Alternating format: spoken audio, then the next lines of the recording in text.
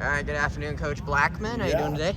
I'm good, man. Good. Glad to be here. Awesome. So last year, special teams ended up being a bit of a concern Yeah. for the team. So what's the biggest thing that you think that happened over the offseason with this group to kind of improve from that? Well, the first thing you have to do is you have to own the fact that it wasn't very good. And I'll be quite honest with you, I was embarrassed about how we played, and statistically we weren't good, but it was bigger and deeper than just that. And so I think, one, we got to have consistency in our specialists, which I think they have worked tremendously hard to be better. They've owned it just like our coaches have. Two, we got to be better around them. So our cover units, we've got to get bigger and faster, and I think part of that is recruiting, and then part of that is just trying to build depth and spend more quality time of getting our guys ready to play. And that falls directly on my shoulders. That's my responsibility. So in the off season, we did a real deep dive into looking at the problems, and the things that stood out is, we were mismatched in terms of size in several games, and it showed up. And we were having to play some guys that were playing so many reps on both offense and defense that they wore down as the season wore down. And so for us, it's not only about getting our best guys on special teams, but also building depth on special teams, just like we try to in all phases. So we're tremendously working harder, and then we got to get a consistency out of our specialists, and I think they've on that, and so we're in a position now where hopefully this year we're going to make the biggest strides of any phase of our team. Moving on to the tight end side of your coaching. Yeah. How have you seen Randy Pittman grow into his new tight end one role this Yeah. season? So I think what was good for Randy, what was healthy for Randy, was the fact that last year when he came in, we had a lot of veteran leadership and a lot of guys who were very experienced. And so his talent, we were able to use his talent, but we didn't have to require him to be an every down player. We had Alec Holler, we had Zach Wojan, we had some guys that had played a lot of football, and we were able to put Randy in a position to just do a few things and do them really well. But Randy has a very high football IQ. He is a guy that learns fast, but a lot of it is for him is it's important to him. Like when you talk about guys that absolutely love football and everything that football brings, he's that guy. And I think he loves the game of football, and that's what makes it important to him. And so, I think he's a guy that's going to have a big role for us this year. He's accepted that. I think at the end of the year, Randy Pittman will be one of our best football players. I was going to say, regarding his speed and his hands, he almost plays like another receiver out there. How versatile is it to have a guy like that? Yeah, well, he has receiver skills. His ball skills are incredible. He has great hands. He has big hands, which helps him with that. But he adjusts really well to the ball. But he also is a 235-pound player that's not afraid to block. Does a great job in the perimeter blocking game. And Randy, what stood out to Randy when he first got here last spring was we put him in a drill against Tremont Brash, and he didn't back down at all. And so it wasn't like some freshmen come in and they're trying to feel their way. Randy's not a toe dipper. He's not trying to see whether the water's hot or cold. He's just going hard as he can go every play. And so I'm excited about where he goes moving forward. We've talked about Randy. We also brought in Evan Morris and Reese Atkins from the transporter. What do they bring into this tight end room? And is there any kind of tight end competition, or does each of them kind of suit different things? Well, I think each of them have things that they're better at. But I think what we're trying to do, we train them to do everything. But I think both of those guys, first and foremost, they were brought in to add leadership to our room. We have a leadership vacuum last year. We lost 2 6-year guys and 2 5th-year guys in our room. When you talk about Alec Holler and Zach Wojan and Max Holler and Garrett French, now, those guys had been in here since I've been here. They got here and so the leadership in that room was at a high level. You're talking about Alec, who was a guy that was a team captain. Guys that had played, him and Zach had played a bunch of snaps. So those guys leaving, and you're talking about having a Randy Pittman and a Grant Stevens, there was a vacuum there of guys that we needed, some older veteran guys.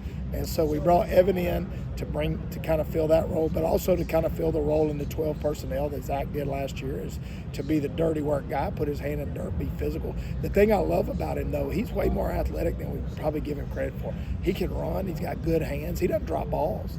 And so I'm excited about what he adds to our room, both from an off the field and an on the field standpoint. How about Reese?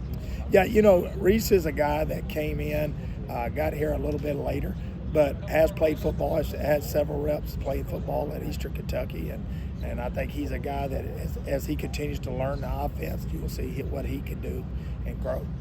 Historically, UCF has had long snappers going into the NFL. Yeah. Gage King. What do you say about Gage King? And do you think he said he wants that to be his next goal to be in the NFL? Yeah, I think this, and I have no hesitations about saying this. I think Gage King is one of the best long snappers in all of college football.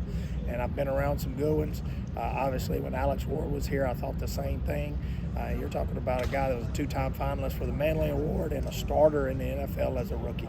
I think Gage King is every bit as talented. I think he works extremely hard. He and Alex are a lot alike in terms of the way they approach the game. Both of them is very important to them. Both of them take the long snapping position and they treat it like it's the most important position on the team. It's not like, one of those positions where, I'm only going to play a few times a game. They're wanting to master their craft. I love Gage King and what he brings to our, not only from a snapping standpoint, but a leadership standpoint in that room, and then he can cover. The guy can run. And so I'm excited about having him for sure. Thank you, Coach. You got it. So when you look at, you talked about the special teams and rebounding from that. When you look at Colton Boomer, how is he a different player than he was last year? Well, I think he's a more confident player. For Colton, it was never about talent. It was always about confidence. It was about handling the emotions of failure because he didn't experience much failure as a freshman. And early last year, he didn't experience much failure. In fact, he experienced, some game-winning success in the Boise game, but he was still young. And so for us last year, even the question was, okay, how is he going to handle it when things don't go his way? He also had an injury that he had to overcome and deal with from an off season. I don't know if he bounced back the way he would want to. What I loved about Colton is that he owned that. He didn't make any excuses. He owned it, and then he went to work. And so what we saw out of him this spring and what we've seen so far at fall camp, I'm really pleased with him. How about Mitch? Mitch is one of the most talented guys. The thing about Mitch is he's just now starting year 3 of football and even knowing what football is. You're talking about a guy that got here and was thrust into the starting punter role, and he wasn't sure what the rules of the game were. And but Mitch is older. He's mature. He's worked hard on his craft. I think you got a chance to see his very best, the best version of Mitch this year, and so we're excited about it. But we got to be better around him, and I think we will be. I remember Gus talking about close games and how important they are. Special teams plays a key role in that. Yes. Like, how do you look at how that's looking going into next season? Well, I mean, you just try to prepare your kids for pressure situations and put them in that. And last year, early in the season, like I talked about in the Boise game, we were able to do that. But as the season went on, we weren't. And to be honest with you, some of the games that we lost that were close games, that we didn't get it done in special teams. And so, we're constantly putting pressure on them. We're trying to build more depth, which is a big thing, but I think we've addressed those needs both through the transfer portal and through high school recruiting, and we got guys that we feel like are ready to play in the Big 12. What do you think this team has the opportunity to do this season? I mean, our goal is to win the Big 12. We're going to control what we control. If we can win the Big 12, then everything else takes care of itself. I like the talent level of this team. I think our job as coaches is to inspire them, to get them to a position where they believe in each other and they believe that their best version of themselves is good enough. And so we're going to do that. Every day we come to work, we're going to try to challenge them and push them to be the best version of themselves so that we can put a product out there that Knight Nation can be proud of. Have you gotten a chance to play CFP 25? Nah, I don't even own a game console. Yeah, unless it's Atari 2600 or Nintendo, I don't really know how to play. I think the last video game I played was Mario Kart with my kids, and they're all grown now, so they're playing them. But I'm not a video game guy. Have you seen your players playing it? Oh, well, they love it. They talk about it. Like you go to meetings, they're definitely competing in it and enjoying the game. I think it's great for college football. I think it's great for the players. I think it's great for fans that love college football. I have no problem with it, but in the job that we do, we don't have time.